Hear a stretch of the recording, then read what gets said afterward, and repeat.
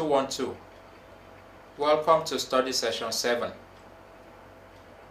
Individual identity and the relationship between individuals and their cultures. Introduction. In this study session, you will learn about individual identity and the relationship between individuals and their culture.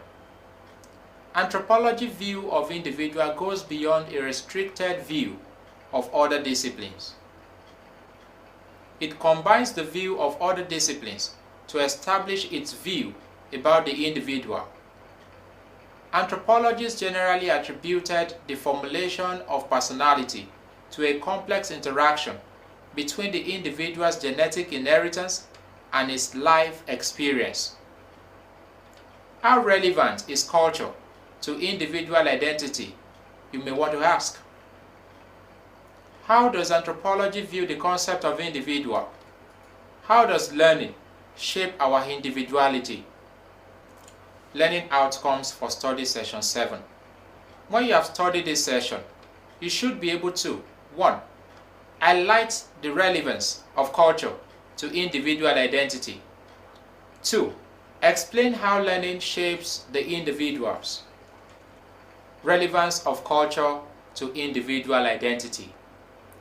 It is generally agreed that individual's personality is the result of an interaction between his genetic inheritance and his life experiences. Although there is not much known yet about what specific factors give rise to which specific personality traits. Identity. As earlier observed, that individual's personality is the result of an interaction between his genetic inheritance and his life experiences. It is, however, the primary factor limiting the range of individual behavior variations is the culture itself. Emily Durkheim stresses the fact that culture is something outside of us, that is, external to the individual, on whom it exerts a strange coercive power. We do not always feel the constraint of our culture because we generally conform to the type of conduct and thought which it requires. Yet, whenever we try to break the cultural constraint, their strength becomes apparent. Culture is relevant to individuals' identity, and their constraints are two basic types: direct and indirect. The direct is obvious. For example, if a man puts on skirt and blouse in an Igbo culture, the man will be ridiculed. But if the person ties wrapper with a walking stick, he will be accorded respect in the same culture, but may be subject to laughing scorn in Yoruba culture. Anthropology views identity from many angles, which includes the following. Ego identity. This is referred to as an individual's identity. It consists of one's subjective sense of personal continuity through time and some awareness of one's own characteristics. This identity requires a complex, cognitive, perceptual capacity and a memory to provide continuity of self-experience. Other identity will be discussed as soon as you read about the individuals. Identity can be expressed through 1. Clothing. Which clothes will we choose to express our gender, ethnicity, class, and postmodernism? 2. Hair length, color, and texture. 3. Gender. Short hair on woman as well as on man. Ethnicity. Cover hair, cut hair. Rebellion. Conformity and fashion. Tattoo and piercings.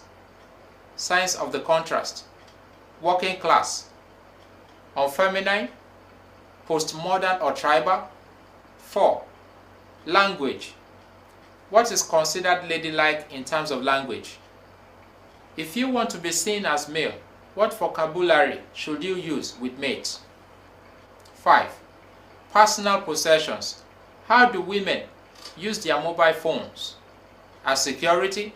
As fashion accessory? How do men listen to music? Concept of individual. Anthropological view. Individual organizes his or her behavior on the basis of socially provided and shared motive. As human beings, we share some features of personal identity. These features are determined by universal aspects of human biology, by the physical environment we inhabit, and by the fact of our socio-cultural environment and membership of various groups. The other identities yet to be mentioned are here listed. Social identity.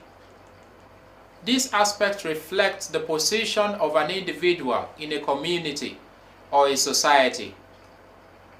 This involves a person's social roles, status, position, or identification in a community. Psychosocial identity. Psychosocial identity is both subjective and objective because it incorporates the individual and the social. Stigmatized identity. Elements of stigmatized identities are often found in the unconscious world of the individual.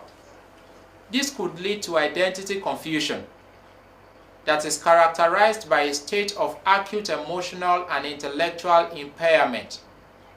This is often associated with prolonged, unusually painful life experiences such as repeated victimization, deprivation, war, and imprisonment.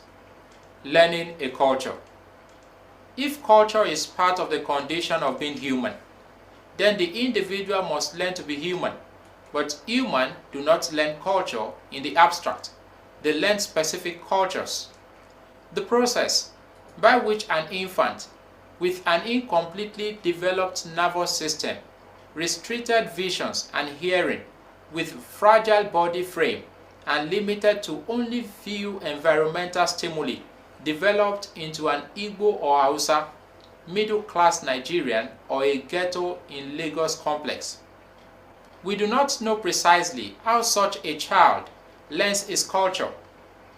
The process is too complex, but over time, the pattern of learning has been both formal education and informal education. To the social scientists, and especially to the anthropologists, education is a wider process that includes all forms of learning, both formal and informal, that result in the acquisition of culture by the individual, the formation of his personality, and learning to accommodate him or herself to living as a member of a society. Individuals acquire their patterns of behavior, their attitudes, opinions, and value systems from many sources, among which the school often plays but a minor role. Individuals learn from family members, friends, associates, age grade, mass media, and religious leader. By virtue of this process, the individual learns the way of his culture and comes to participate more or less fully in it. He also acquires a personality, a complex pattern of rationalities, perceptions, ideas, and habits. Summary of Study Session 7. In Study Session 7, you have learnt that 1. Ego identity is referred to as an individual's identity that consists of one's subjective sense of personal continuity through time and some awareness of one's own characteristics. 2. Culture is relevant to individual identity, and their constraints are of two basic types, direct and indirect. 3. Individuals acquire their pattern of behavior, their attitude, opinions, and value systems from many sources, among which the school, family members, friends, associates, age grade, mass media, and religious leaders do play a role. We have now come to the end of Study Session 7. Thanks for listening.